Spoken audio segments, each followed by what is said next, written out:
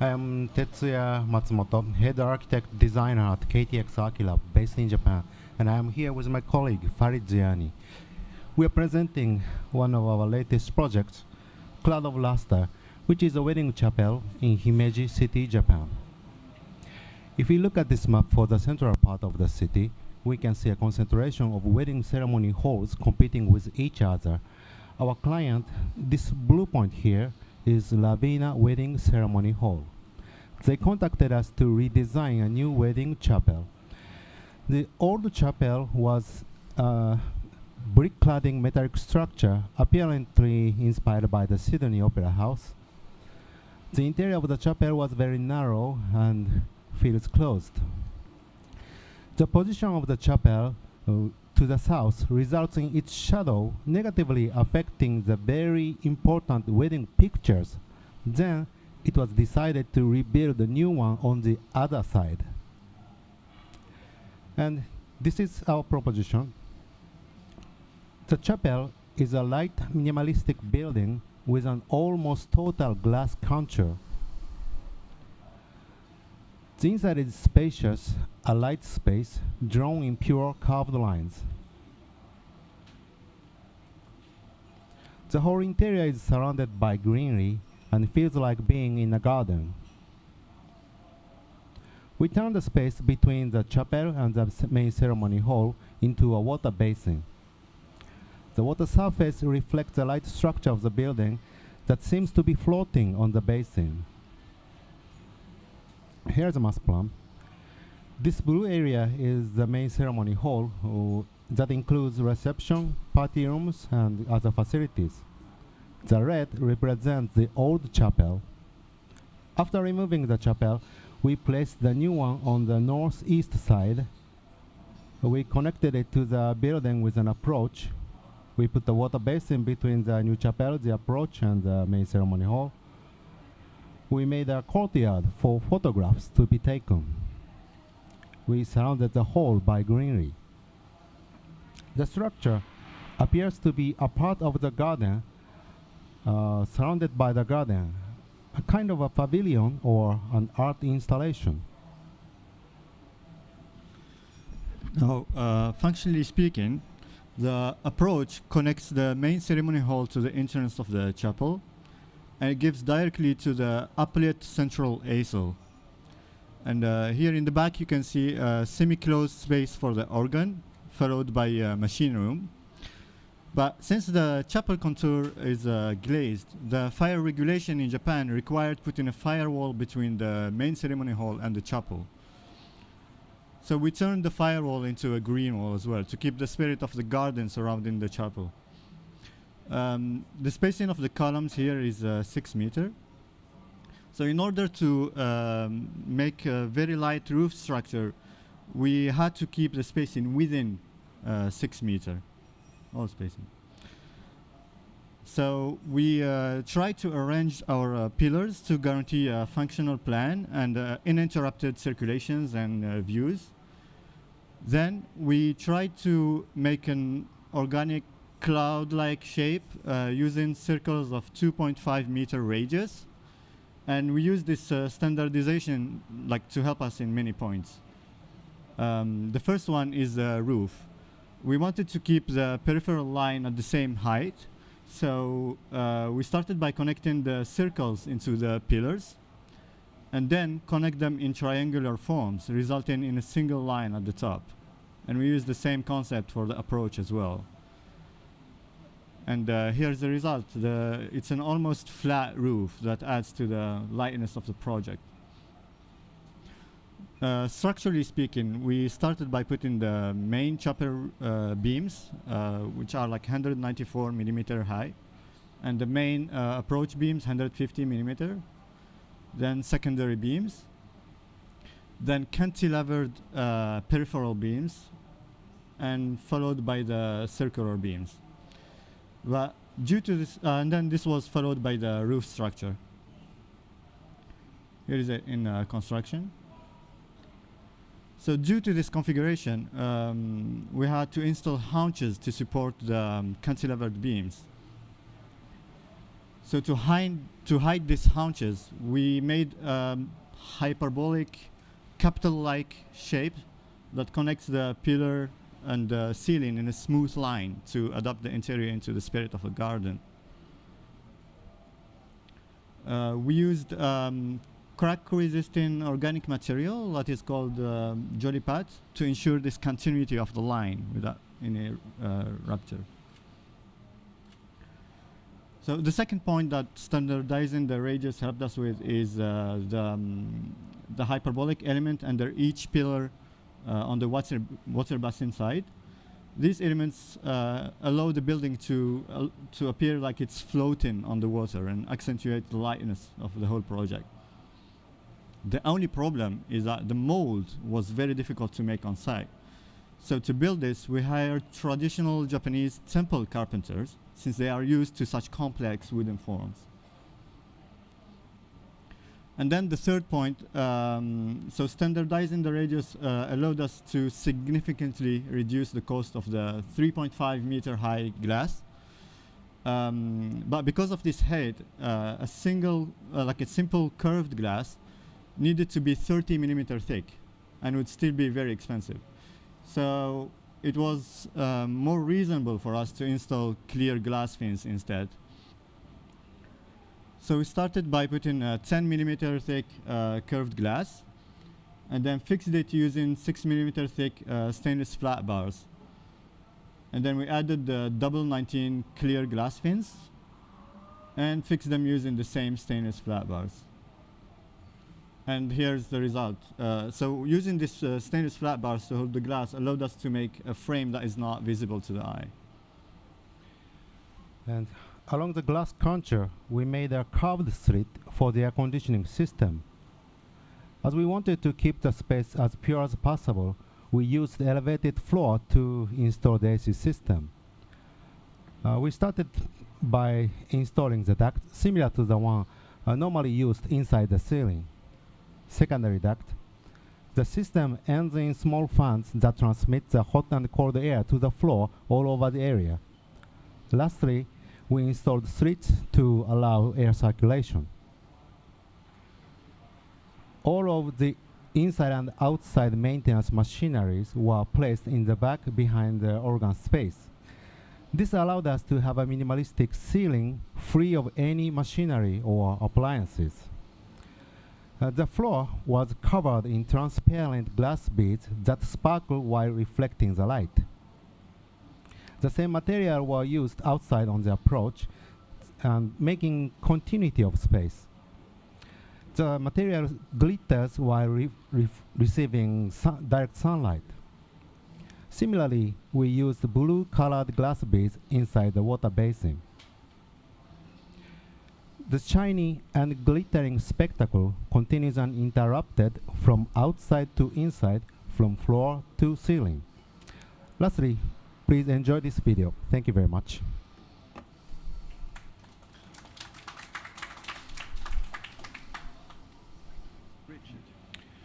Thank you. It's an extraordinarily atmospheric interior that you've created.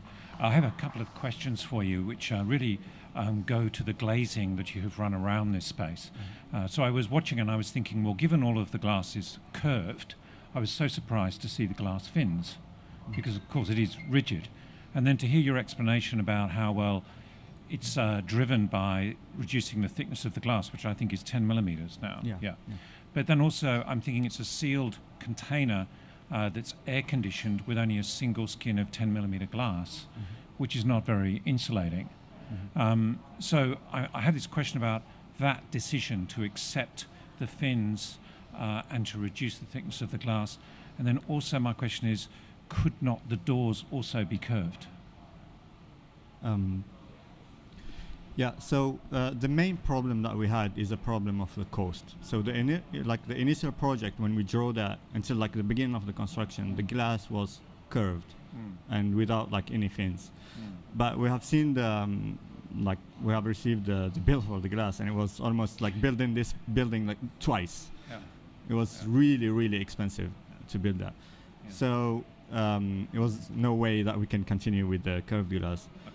Now about like the insulation, I don't know how much, like 30 millimeter will differ about 10 millimeter, but what we did is we surrounded the building with all like the greenery, so we don't have like any like direct glass house effect.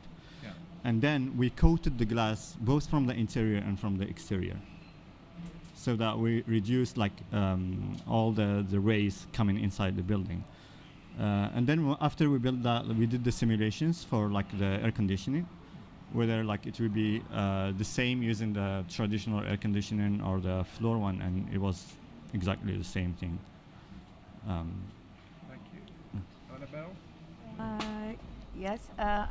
First, I think it's a project with indoor and outdoor, more than totally an interior project. I have some question about you. Show that you are making some very interesting work on building the ceiling with. You said some companies of wood. Yes. Yes. Yeah. They were building So some wood, but so you covered my question. You covered the ceiling. Which material did you use? So for the ceiling, now the structure is totally metallic. It's only the bases that are concrete. Okay. And then to make these capitals like elements, we couldn't make that with steel. So we put like a wooden frame inside, and then we covered it with like boards that can fit. And then that's why we use this material, the Jolipad, because it allowed us into like having a coating and have the same surface continuing from the pillar to the ceiling. We don't see the. It's called Jolipad. Is made from ICA. It's an organic. It's based from plaster, but it's not exactly plaster. So it's put on wet. It's put on wet. Yeah. And it's shiny. It's a shiny surface. It's just like this one is just white. The shiny one is the floor. We have placed like the glass beads. Yeah. Yes. This material has actually some catalytic like specifications, so it doesn't get dark over the time. It keeps to be white all the time. We don't need to paint it again. My last question is, as you are surrounded by trees and a nice forest, just to understand your choice of integration of the white inside and not keeping this feeling of trees or natural materials. I think the main concept for us was wedding, because it's a wedding chapel and it had to be white. Okay. Thank you. Oh, sorry. How do you light it? How do we like it? Light. Light it. Okay. So for the lighting, can I go back to the plan? Sorry.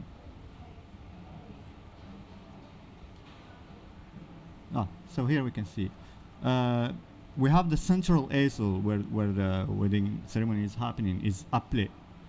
So this is like a glass with light. Yeah, it's a glass walk with lights down.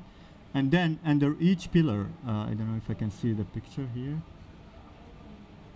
Oh, maybe here. Under each pillar there is 3 spotlights that getting the light up. And uplight. Yeah, and our choice for getting uplights instead is based from 2 things. 1, to keep the ceiling completely free and like minimalistic.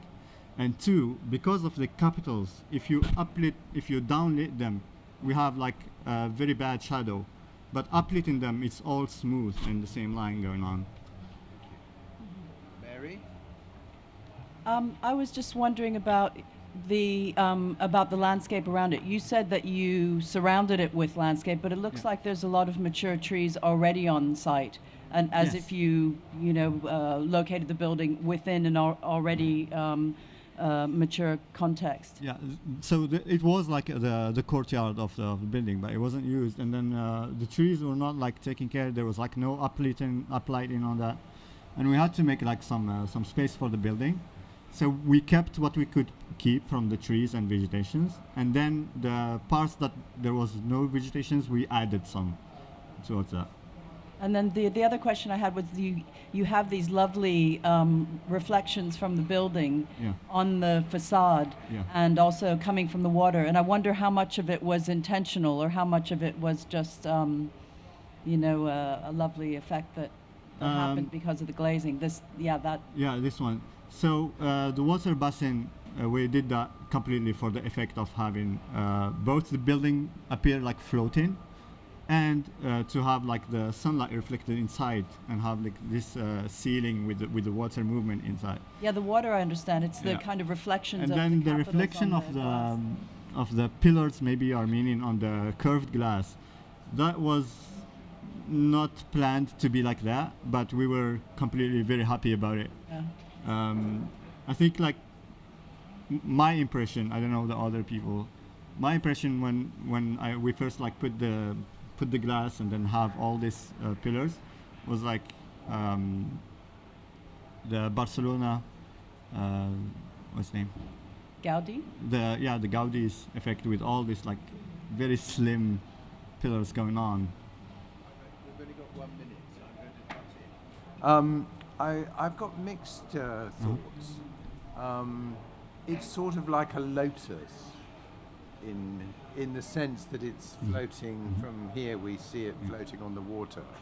There's a curious effect in the images you show because they all look like renderings to me, and I'm not sure why that is. Is it because the light is very uniform?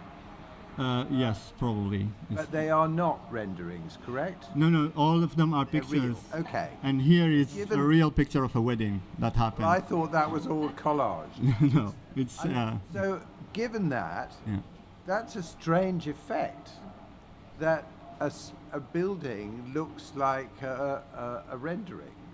And why is it? It's possibly because there's a uniformity of light, which obviously you worked hard to achieve. But where's the frivolity that goes with weddings?